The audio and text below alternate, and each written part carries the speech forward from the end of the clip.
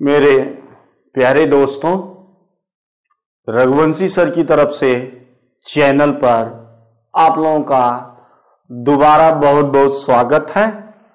देख रहे हैं ना, इस समय जो हमारी शूटिंग चल रही है, 11:15 बज रहा है रात। इस मेहनत का लाभ मिलना चाहिए ना। लाभ का मतलब ये है ना, हमको हमारे बारे में ना सोचिए, आपको इसका लाभ मिलना चाहिए। इसलिए दिन रात लगे हैं आपके लिए, कहीं ना कहीं से आपको फायदा मिले। वीडियो को पूरा पढ़ा करिए आप लोग, मेहनत से सब बनाया गया है। पिछले दिन अभी हम लोग क्वेश्चन पर नहीं जाते हैं, मध्यकाल कला संस्कृति पर ही है। पिछले दिन हम लोग बाबर पर चर्चा किए थे ना, कि बाबर अपने सैन्य कुशलता तथा तोपखाना के कारण भारत में 4 महत्वपूर्ण युद्ध को जीत लिया था। याद रखिए, पानीपत का प्रक्रम से है। पानीपत का प्रथम युद्ध, खानवा का युद्ध, चंदेरी का युद्ध और घाघरा का युद्ध। अभी हम लोग थोड़ा सा बाबर के संबंध में देख लेते हैं। साहित्य पर, संस्कृति पर है। तो आपसे पूछा गया है कि बाबर स्वयं एक कवि था। मतलब बाबर के बारे में थोड़ा सा देखकर तब हम क्वेश्चन पर आते हैं कि बाबर स्वयं एक कवि था। तो आप ये जानो ना कि तुर्की भाषा में लिख देते हैं, तुर्की भाषा में बाबर की 3 रचनाएं।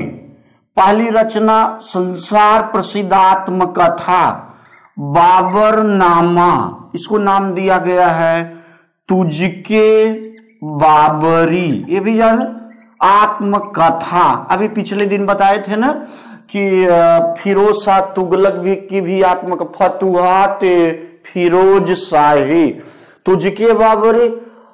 और दूसरी आत्मकथा इसकी मुईबयान, याद रखिए। तो मुईबयान आत्मकथा। और तीसरी आत्मकथा इसकी दीवान। तीनों को याद रखिए, बाबरनामा, मुईबयान, दीवान। तीनों तुर्की भाषा में। अच्छा ठीक है। 1530 में, देखिए 1530 में जब बाबर की मृत्यु हुई ना, तो बाबर को सर्वप्रथम आगरा के, याद रखना, आगरा के आराम बाग में रखा गया था। आगरा के आराम, इसे अंतिम रूप से अफगानिस्तान के काबुल में दफनाया गया था। काबुल में ही बाबर का मकबरा है। याद रखिएगा कि बाबर का मकबरा कई बार आया हुआ है कि बाबर का मकबरा कहां, तो आप काबुल याद रखिएगा। अच्छा, इसी का पुत्र, इसके 4 पुत्र थे, हुमायूं, कामरान, अस्करी, हिंदाल। सबसे बड़ा हुमायूं था। अब जोड़ दी हम आप लोगों को लेकर के यहीं से। देखिए, बाबर की मृत्यु के बाद हुमायूं को किस लड़ाई में पराजय के, क्वेश्चन है, किस लड़ाई में पराजय के बाद भारत से भागना पड़ा? 15 साल के लिए भाग गए। पहला दिखाया गया खानवा का युद्ध, कन्नौज का युद्ध, पानीपत का प्रथम युद्ध, चंदेरी का युद्ध। तो उत्तर यहाँ ये है कि कन्नौज अपने उत्तर प्रदेश में ही है। कन्नौज या वीलग्राम के युद्ध के बाद 1540 में हुमायूं लाहौर की तरफ चला गया था। यहाँ आप उत्तर तो आप लिए रहिए। अब हम लोग थोड़ा सा हुमायूं पर चर्चा कर लेते हैं, एक क्रम से चल रहे हैं। बाबर के बाद हुमायूं के समय में भी 2 महत्वपूर्ण युद्ध हुआ था। उन्हीं 2 में से यह एक है। पहला युद्ध था चौसा का युद्ध। पहले तो आप समय इसका याद रखिए, चौसा का युद्ध।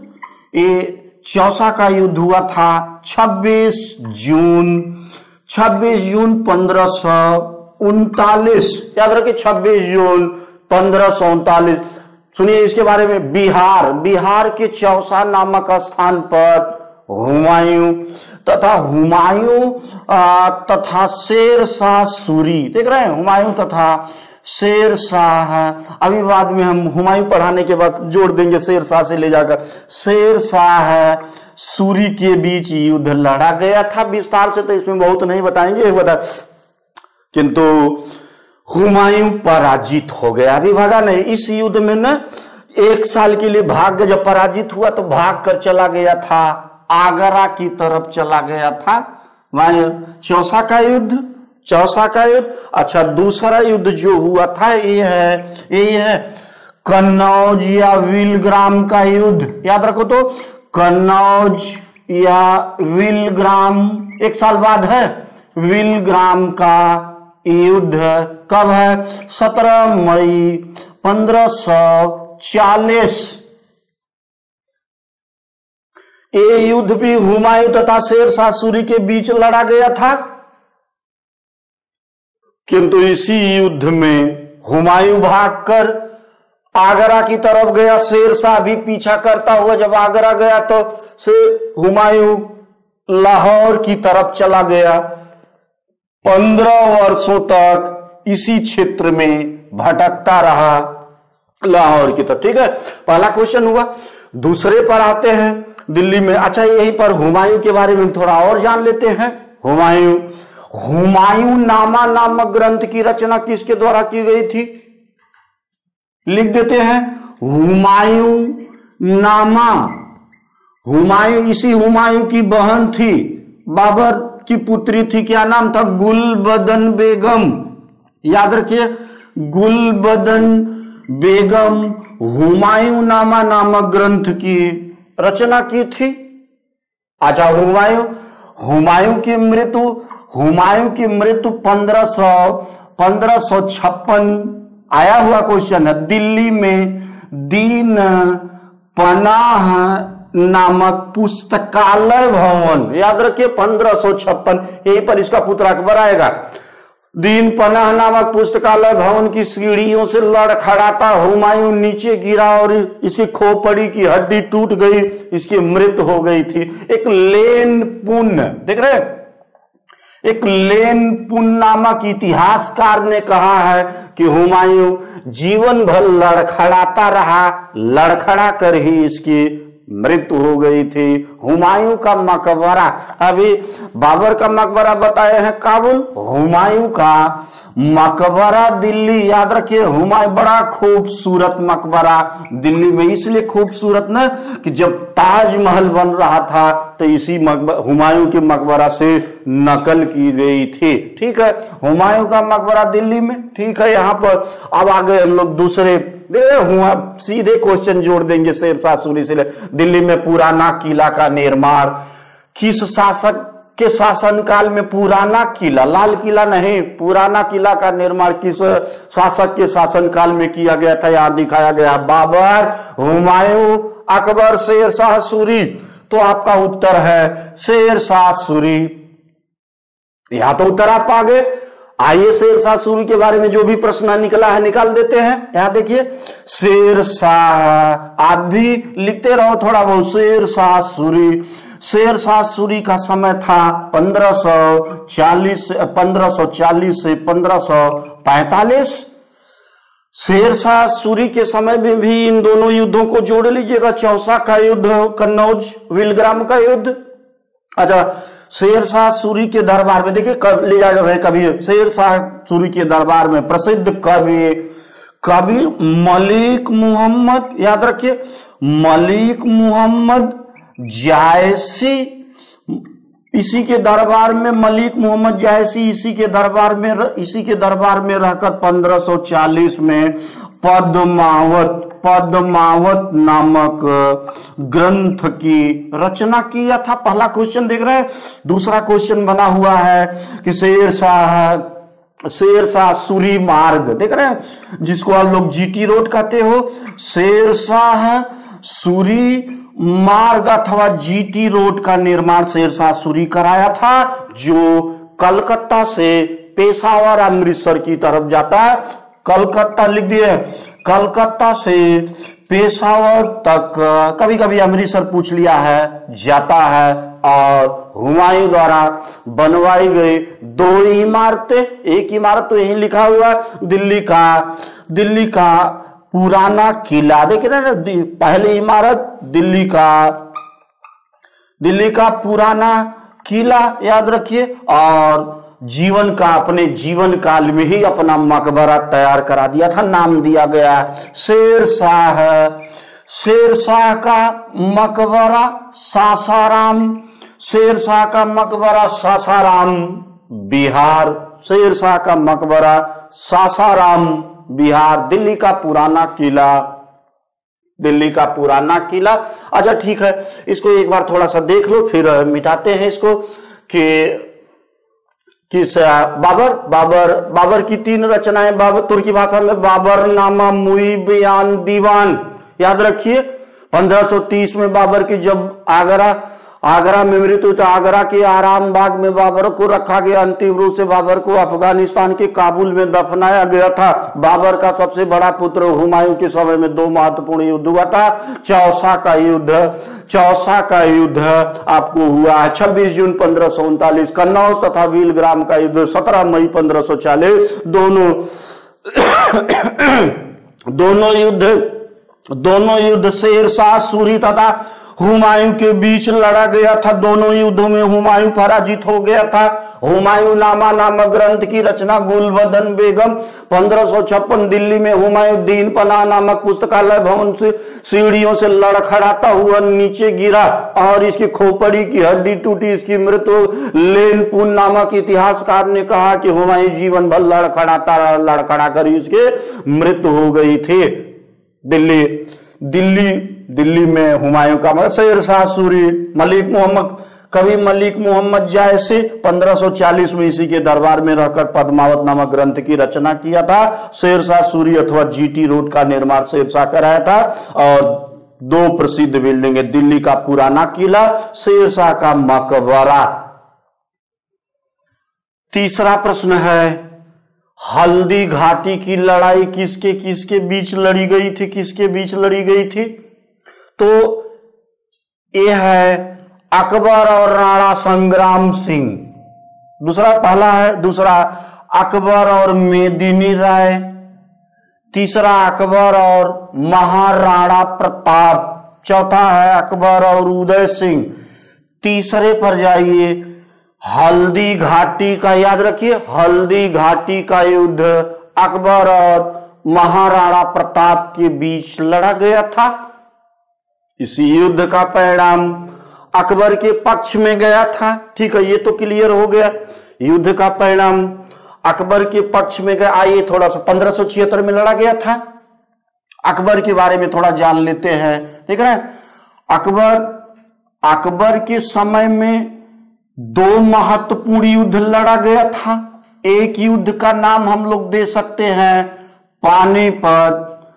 पानीपत का द्वितीय युद्ध कब हुआ है? तारीख याद रखिए, 5 नवंबर 1556। याद रखिए 5 नवंबर 1556। अफगानी हिंदू शासक, लिख देगा हेमू, अफगानी हिंदू शासक हेमू तथा अकबर के बीच युद्ध लड़ा गया था। हेमू भी बड़ा दबंग किस्म का राजा था।